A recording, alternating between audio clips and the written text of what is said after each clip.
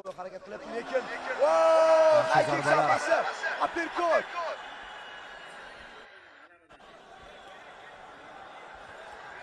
Voy, o'tkazib zarbasi. Oxirgi kuchini tashlayapti.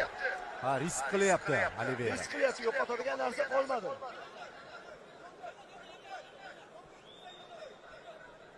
Juda qaltis vaziyat bo'ldi hozir Islomboyevda. Yermesin uchun stoykada joyida turib qolmaslik suv va havodagi zarur narsa edi. Va sekund 5 soniyagina joyida qoldi va sal qoldi buni badalini nokaut bilan to'lashiga.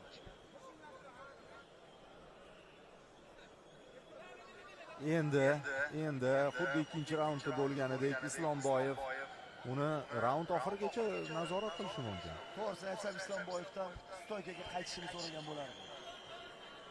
Bizga qiziq jang kerak deysiz. Albatta, lekin Islomboyevga natija. Hozir 100%lik hozir u yutuqli pozitsiyada turibdi. Uni men to'g'risi ishonish qiyin. Og'ritish usuliga yoki bo'g'ish usuliga o'tib ketishi mumkinligiga ishonish qiyin, chunki jangchilar terlashdi va nazoratni qo'lga olish, ya'ni ushlagan holatda og'ritish yoki bo'g'ish usuliga o'tish juda ham qiyin masala bunday holatda.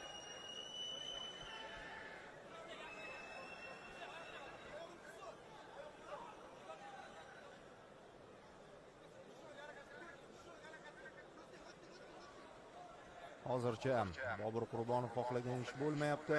Islomboyev raqibini qo'yib yubormayapti. Menimcha sekundlar tomonidan turmaslik tavsiya etilyapti. Chunki qanchalik biz chiroyli jang ko'rishga intilmaylik, chiroyli jang ko'rishni xohlamaylik, bu yerda Akbarjon g'alaba uchun harakat qiladi. Qolaversa, Yermesin xavfli hamda. Haqiqatan ko'rtirmiz.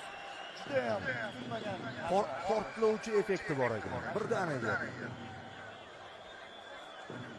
Nimadir deyapti, xotirjam bo'ling, hammasi nazorat ostida degandek ishora qilyapti o'zini sekundantlariga.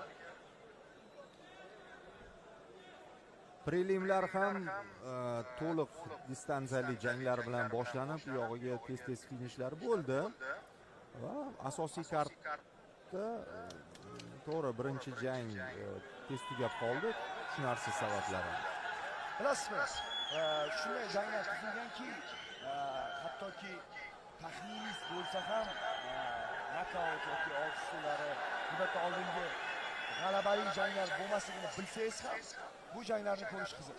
Albatta. Chunki haqiqatan raqobatdosh jangchilar, kim g'olib bo'larkin degan savol bizni doim qiziqib jangni kuzatishga undaydi. Bo'g'ishga oldi Islomboyev. Ajoyib. Tortdi. Bo'ldi, finish. Finish 3-raundda nihoyat. Chiroyli g'alaba, aqlli g'alaba. Gap yo'q. Tugatish chiroyli bo'ldi. Raqibni charchatdi, toliqtirdi va katta maqsadga erisha oldi.